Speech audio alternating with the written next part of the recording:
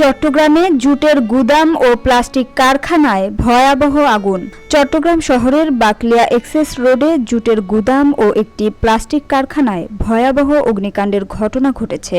আগুন ছড়িয়ে পড়ে আশেপাশের কয়েকটি বসতবাড়িও পুড়ে গেছে। শুক্রবার রাত ২টার সময় অগ্নিকাণ্ডের সূত্রপাত হয় বলে জানিয়েছে ফায়ার সার্ভিস।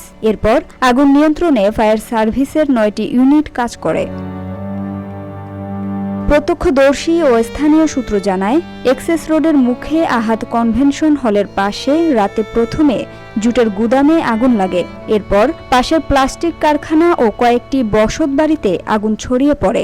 জুটের গুদাম ও কারখানা ব্যক্তি মালিকানাধীন। ফায়ার সার্ভিসের কন্ট্রোল রুম সূত্র জানায়, রাত ২টার সময় আগুনের সংবাদ আসে। এরপর ৪টি স্টেশনের ৯টি ইউনিট আগুন নিয়ন্ত্রণে কাজ করে।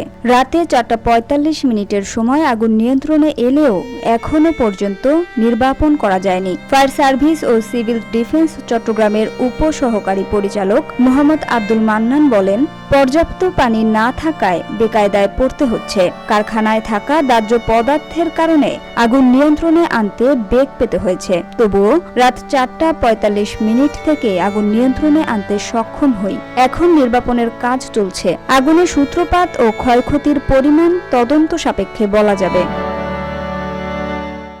Samia Sultana, GBC television.